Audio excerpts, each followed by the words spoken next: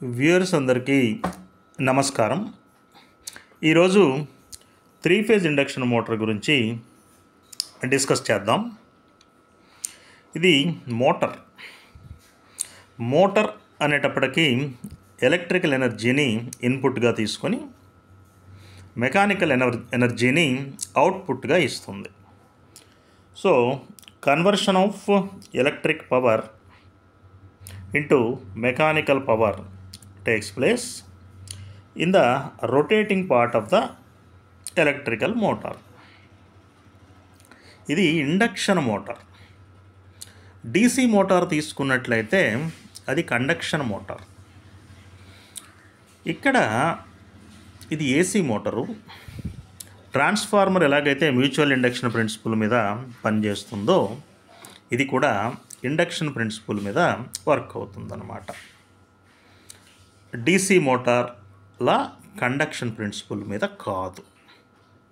So in case of DC motor the electrical power is conducted directly to the armature through brushes and commutators. మరి అక్కడ brushes కమ్యూటేటర్స్ ఉంటాయి కదా,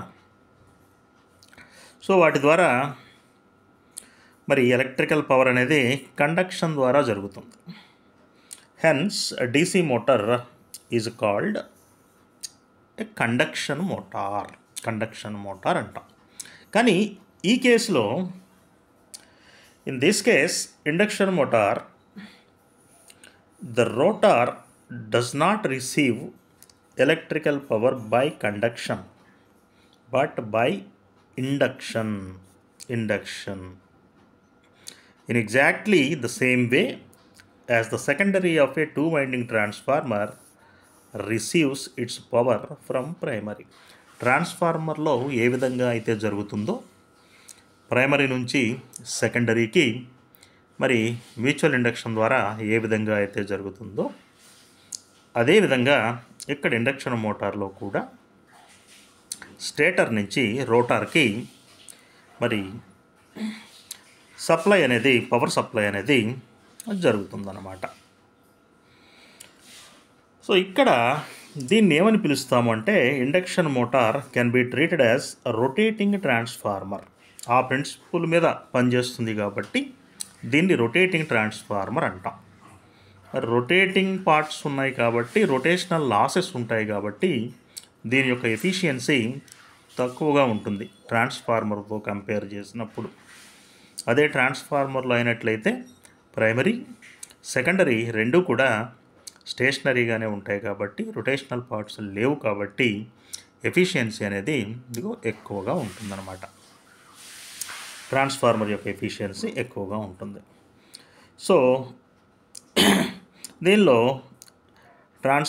దేనికైతే supply ఇస్తున్నామో దాని stator, ట్రాన్స్ఫార్మర్లో అయితే primary అంటాం, అది స్టేషనరీగా ఉంటుంది. సెకండరీ అనేది ఫ్రీగా రొటేట్ అవుతుంది, దీన్ని రోటార్ అంటాం. ఇప్పుడు దీని ప్రిన్సిపల్ మరి ఆపరేషన్ ఎలా జరుగుతుంది అనేది మనం చూసినప్పుడు అది ప్రిన్సిపల్ ఆఫ్ ఆపరేషన్. ఇది ఒక 5 or 7 మార్క్స్ క్వశ్చన్. ఇది మీ రెగ్యులేషన్లో 5 మార్క్స్ ఉంటే 5 మార్క్స్కి అడగదగ్గ క్వశ్చన్, 7 మార్క్స్కి అడగదగ్గ క్వశ్చన్ కూడా అన్నమాట. సో ఇదేంటి అంటే ఇది మరి 3 ఫేజ్ ఇండక్షన్ మోటార్ అన్నాం కదా. ఇదిగో 3 ఫేజెస్ ఆర్ వై బి. ఈ 3 ఫేజెస్ కూడా ఒకదానికొకటి 120 degrees దూరంగా ఉంటాయి. 3 ఫేజ్ సర్క్యూట్స్లో చదువుకున్నాంగా, పాలీఫేజ్ సర్క్యూట్స్లో.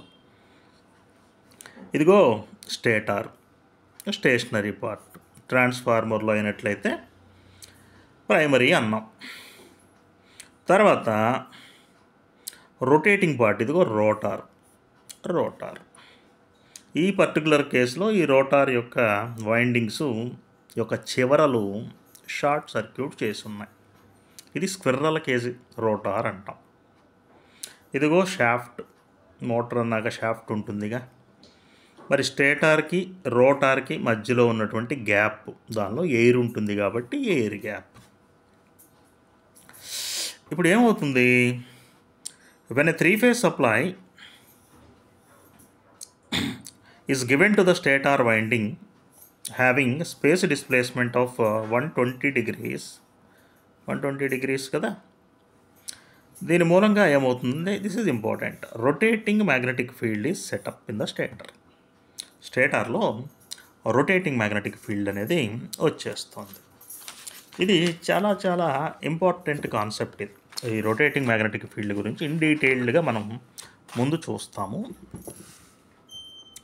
సో ఈ రొటేటింగ్ మ్యాగ్నెటిక్ ఫీల్డ్ అనేది రొటేటింగ్ కదా, ఇది మరి దీనికి కొంత వేగం ఉంటుంది, కొంత వేగంతో ఇది తిరుగుతూ ఉంటుంది. సో ఆ వేగాన్ని సింక్రోనస్ స్పీడ్ అంటాం. ఏమంటాం, సింక్రోనస్ స్పీడ్ అంటాం.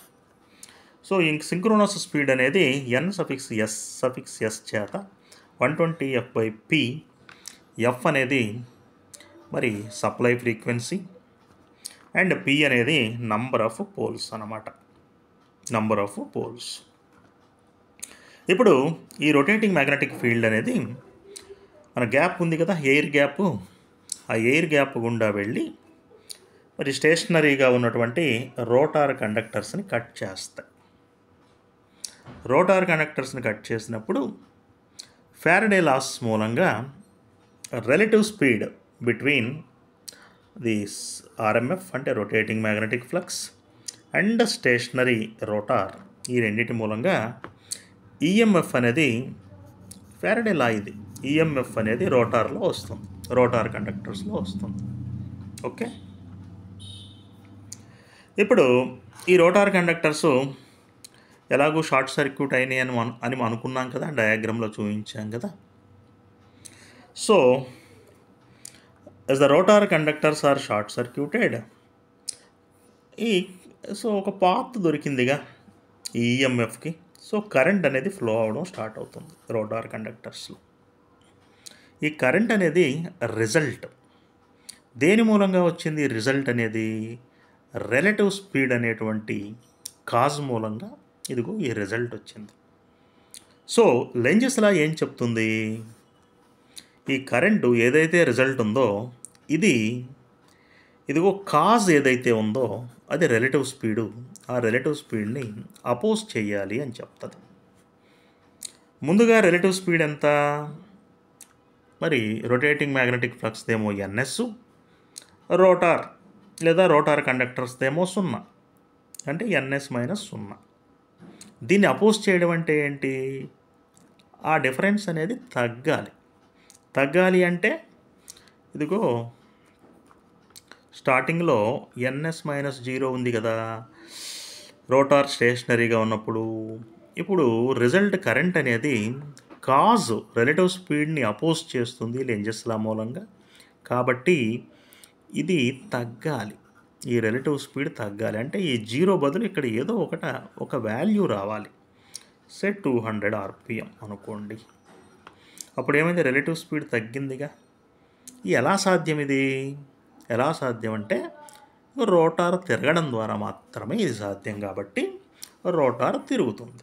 Hence rotor has a tendency to reduce the relative speed and hence it rotates కూడా.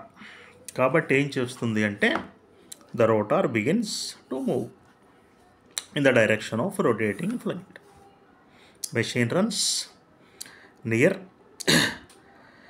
through the synchronous speed depending upon the load under shaft. లోడ్ను బట్టి అది సింక్రోనస్ స్పీడ్ దగ్గరలో, నో లోడ్లో అయినట్లయితే సింక్రోనస్ స్పీడ్ దగ్గరలో తిరుగుతుంది. అదే లోడ్ వేసే కొద్దీ మరి స్పీడ్ అనేది తగ్గిపోతూ ఉంటుంది. కానీ సింక్రోనస్ స్పీడ్ దగ్గర తిరగడం అనేది అసాధ్యం. అది ఎందుకు అనేది నెక్స్ట్ వీడియోలో చెప్తాను.